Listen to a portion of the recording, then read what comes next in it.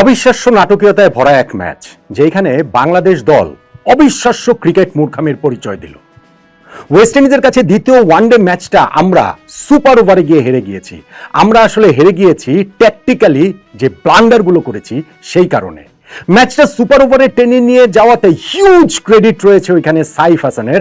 I am not sure যে ওইটা একটি ট্যাকটিক্যাল জিনিয়াস কোনো ডিসিশন আমাদের ক্যাপ্টেন মেহেদী হাসান মিরাজের কিনা, নাকি আসলে সেটা আরেকটা ট্যাকটিক্যাল ব্ল্যান্ডারের ফসল। কিন্তু সুপার ওভারে গিয়ে আমরা যা করলাম, এইটার আসলে কি দায় মুক্তি কিভাবে তারা নেবেন আমার আসলে এটা কোনো মাথাতেই ধরে না। আমাদের ক্যাপ্টেন মেহেদী হাসান মিরাজ, আমাদের কোচ ফিল সিমন্স, আমাদের আক্ষরিক অর্থেই যিনি আসলে টিমটার কোচিং করান মোহাম্মদ সালাউদ্দিন, আজকেও ডাগ আউটে দেখছিলাম তিনিই সবচেয়ে সরব। তারা আসলে এই ডিসিশনটাকে কিভাবে ডিফেন্ড করবেন আমি খুব কিউরিয়াস সেটা শোনার জন্য। এবং আমার কাছে মনে হয় আমাদের সেই ক্রিকেট মূর্খামির কারণেই ওয়েস্ট ইন্ডিজের কাছে এই ম্যাচটা আমরা হেরে গিয়েছি। ভাই, ক্রিকেট খেলা কখনো কখনো খুব অদ্ভুত। খুবই লো কোয়ালিটির একটা ক্রিকেট ম্যাচ শেষ দিকে গিয়ে কিরকম এক্সাইটিং হয়ে উঠলো। ভীষণ রকম বাজে কোয়ালিটির যে পিচ, সেইখানটাতে বাংলাদেশ 213 রান করেছে এবং সেইটাকে আমরা মনে করেছিলাম যে জয়ের জন্য যথেষ্ট। কিন্তু ওয়েস্ট ইন্ডিজও ঠিক 213 রানই করলো এবং সেই জায়গাটা তো আমাদের ব্লান্ডার রয়েছে। খেলাটা যখন সুপার ওভারে গড়ালো সেই জায়গাটাতে বাংলাদেশকে আমাকে একটা কথা বলেন তো, আমাদের বোলিংয়ে না হয় আমরা মুস্তাফিজের হাতে বল তুলে দিয়েছি, হ্যাঁ ঠিক আছে, spin friendly wicket, West Indies 50 ওভারের মধ্যে 50 ওভারে স্পিনার দিয়ে করেছে। আমাদেরও অ্যাপার্ট ফ্রম মুস্তাফিজ আর বাকি সবই হচ্ছে গিয়ে স্পিনার দিয়ে বোলিং করেছে। কিন্তু মুস্তাফিজ তার অভিজ্ঞতা, ডেথ ওভারের অভিজ্ঞতা, বিভিন্ন ফ্র্যাঞ্চাইজি লিগ খেলেন, ইভেন আইপিএল, ফলে তাকে সুপার ওভারে বল তুলে দেয়া তার হাতে, ওইটা আমার কাছে ব্লান্ডার মনে হয়নি। কিন্তু আমাকে বলেন, যখন আমাদের টার্গেট 11 রান, আমাদের যে 3 জন ব্যাটসম্যান নেমেছেন তার মধ্যে রিশাদ হোসেন নেই কেন? কি কারণে? রিশাদ আজকে একটা 14 বলে 39 রানের ইনিংস খেলেছেন 50 ওভারের ওই সময়টাতে, যেইটাতে তিনি 278 স্ট্রাইক রেটে ব্যাটিং করেছেন এবং যেইটা বাংলাদেশের ওয়ানডে ক্রিকেট ইতিহাসে 30+ রান করা ইনিংসের মধ্যে সবচেয়ে ভালো স্ট্রাইক রেটের রেকর্ড তিনি করেছেন। মাশরাফি এবং সাকিব 16 বলে 44 রান করেছিলেন, মাশরাফি কেনিয়ার বিপক্ষে, সাকিব পাকিস্তানের বিপক্ষে, সেই রেকর্ডটা রিশাদ টপকে গিয়েছেন। প্রথম ওয়ানডে ম্যাচটা তো রিশাদ 13 বলে 26 রানের একটা ইনিংস খেলেছেন। তাহলে এই ব্যাটসম্যানটাকে আপনি যে 3 জন ব্যাটসম্যান নমিনেট করছেন সুপার ওভারে আপনি 11 রান চেস করার জন্য, সেই রিশাদকে রাখবেন না। রাখবেন না শুধুমাত্র এই কারণে যে কাগজে কলমে তিনি হচ্ছে গিয়ে লোয়ার অর্ডার ব্যাটসম্যান, সেই কারণে আপনার এই 3 ব্যাটসম্যানের মধ্যে রাখলেন সৌম্য সরকারকে, যিনি আজকের ম্যাচে 45 রান করতে খেলেছেন 89টা বল, অর্থাৎ 50 স্ট্রাইক রেটে ব্যাটিং করেছেন। আপনি রেখেছেন সাইফ হাসানকে, যিনি আজকে প্রথম 14 বলে কোনো রান নিতে পারেননি, 15তম বলে গিয়ে একটা ছক্কা মেরেছেন, 16 নম্বর বলে গিয়ে তিনি আউট হয়ে গেছেন। এবং আপনি রেখেছেন হচ্ছে গিয়ে নাজমুল হোসেন শান্তকে, যার ইনিংস স্টার্ট করতে সবসময় দেরি হয়, আজকেও 21 বলে 15 করেছেন। এই সিলেকশনের কোনো ব্যাখ্যা আমার কাছে নেই। আমাদের যে 3 জন ব্যাটসম্যান যে নামানো হয়েছে এটার কোনো ব্যাখ্যা নাই। স্পেশালি যখন আপনি হিসাব করবেন 11 রান আমাদের 6 বলের দরকার, ভাই আমাদের 6 বলে 7 রান দরকার হয়ে গিয়েছিল। কেননা আকিল হোসেন ওয়েস্ট ইন্ডিজের যে স্পিনার, তিনি প্রথম বলটা ওয়াইড করলেন, পরের বলটাতে বাংলাদেশ দৌড়ে 2 রান নেওয়ার পর দেখা গেল সেটা নো হয়েছে, অর্থাৎ কোনো বৈধ ডেলিভারির আগে আমরা 4টা রান পেয়ে গিয়েছি। তখন আমাদের 6 বলে 7 রান দরকার আছে, সেই রানটা আমরা করতে পারলাম না। আমাদের ওইখানটা থেকে সৌম্য সরকার এবং সাইফ হাসান, সৌম্য একটা সিঙ্গেল নিলেন, সাইফ রান নিতে পারলেন না, পরে সিঙ্গেল নিলেন, সৌম্যকে স্ট্রাইক দিলেন, 3 বলে সৌম্য 3 রান করে তিনি আউট হয়ে গেলেন। আমাদের অল অফ এ সাডেন দেখলাম যে আমাদের 2 বলে 5 রান প্রয়োজন, নাজমুল হোসেন শান্তকে নামানো হলো এবং তিনি ওটা কি স্পিনটাতে অদ্ভুতভাবে কি করলেন তিনিই জানেন, প্যাডে তাও লেগে গেছে, তা না হলে অন্ততপক্ষে ওয়াইডটা হতো। সেই জায়গাটা থেকে একটা রান আমরা পেলাম, লাস্টে গিয়ে হচ্ছে গিয়ে লাস্ট বলে 4 রান প্রয়োজন। সাইফ হাসানের ওইখানে আকিল আরো একটা ওয়াইড দিলেন, অর্থাৎ তখনও 1 বলে 3 রান প্রয়োজন। কিন্তু সেই বলটাতে সাইফ যে শটটা খেললেন ব্যাটার আউটসাইড এজ নিয়ে, শর্ট থার্ড এরিয়াতে এই পর্যন্ত গিয়েছে, ওইখান থেকে তারা একটা রানে মাত্র আসলে নিতে পেরেছেন। অর্থাৎ আমরা ওই 11 রান করতে পারিনি, আমরা ওই জায়গাটাতে ম্যাচটা হেরে গিয়েছি। 9 রান করে আমরা ওই জায়গাটাতে আটকে গেছি, সুপার ওভারে আমরা ম্যাচটা হেরে গিয়েছি। এখন আমি এটা বলছি যে আমাদের এই ট্যাকটিক্যাল ব্লান্ডার, রিশাদকে কেন নামানো হয়নি, কেন এইরকম 3 জন ব্যাটসম্যানকে নামানো হয়েছে যাদের ওয়ানডেতে স্ট্রাইক রেটের এরকম অবস্থা, এবং সাম্প্রতিক সময় এই সিরিজ এই ম্যাচের অবস্থাও এরকম তথ্যই হচ্ছে। আর যদি আপনি তার আগে ম্যাচটার কথা বলেন, ভাই লাস্ট ওভারটা সাইফ একটা ব্রিলিয়ান্ট এফোর্ট দিয়েছেন, যেইখানটাতে মাত্র 5 রান ডিফেন্ড করতে হতো, এবং সেইটাও কোন সিচুয়েশনে দেখুন যে ওয়েস্ট ইন্ডিজ যখন 213 রান আমরা করেছিলাম সেটা চেস ডাউন করতে নেমে তারা প্রথম ওভারেই নাসুম হচ্ছে ব্রেন্ডন কিং এর উইকেটটা তুলে নিয়েছে, তারপর একটা পার্টনারশিপ তৈরি করে ফেলেছিল, সেই পার্টনারশিপটা ব্রেক করেছেন আথানেজ এবং হচ্ছে আউট করে পার্টনারশিপ ব্রেক করলেন রিশাদ। কেসি কাটি আরেক মানে যে সেট ব্যাটসম্যান তাকেও তিনি আউট করলেন।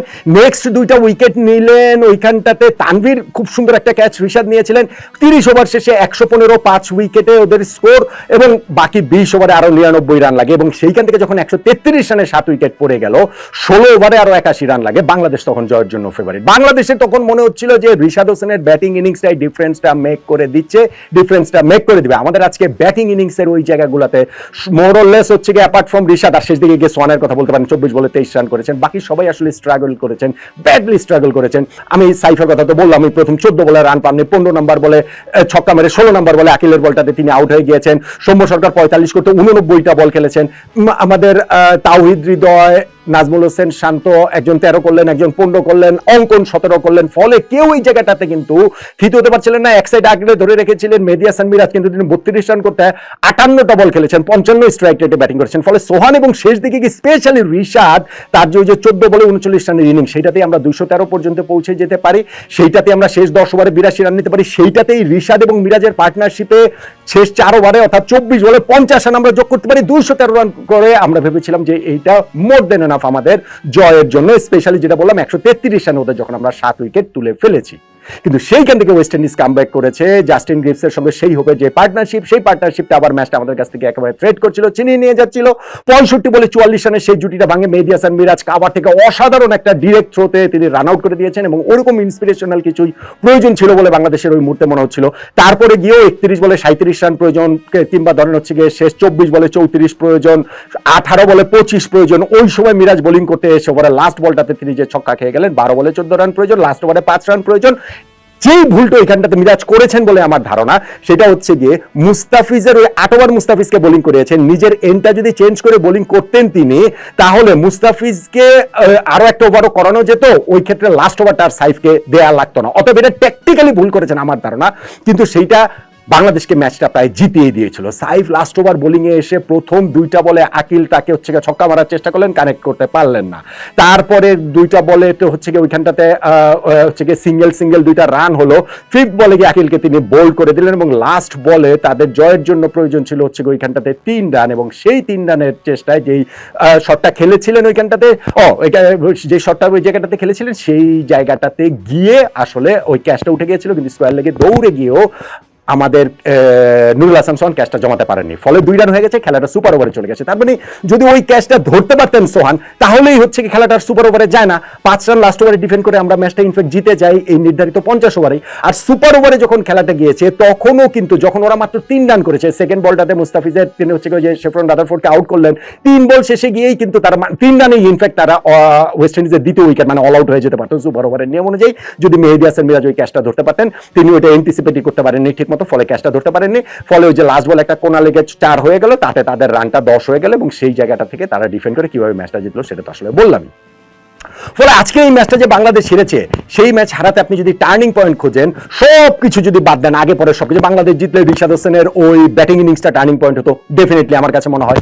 বাংলাদেশ যখন এই জায়গাটাতে হেরে গিয়েছে, তখন আমার কাছে মনে হয় যে ওই 50 ওভারের মধ্যে লাস্ট ওভারটাতে গিয়ে যে সাইফের বলটাতে নুরুল হাসান সোহান ক্যাচ মিস করেছেন, টার্নিং পয়েন্ট ভাই, এইটা টার্নিং পয়েন্ট। আপনার হাতে যখন গ্লাভস থাকবে, আপনি দৌড়ে গিয়েছেন, যতই এটা মানে একেবারে যে পৃথিবীর সবচেয়ে অসম্ভব ক্যাচ ছিল আমি সেটা বলবো না, অতএব ওই ক্যাচ ছাড়াটা ওইটা আমাদেরকে ডুবিয়েছে।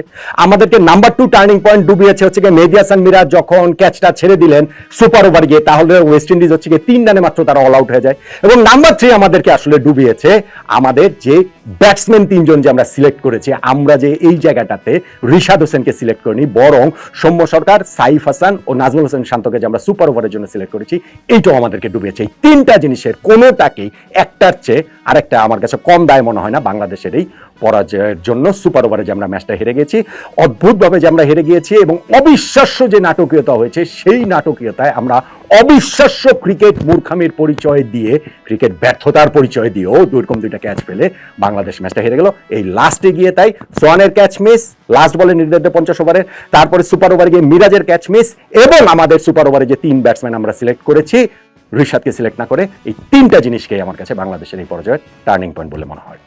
কতটা একমত হলেন আপনি?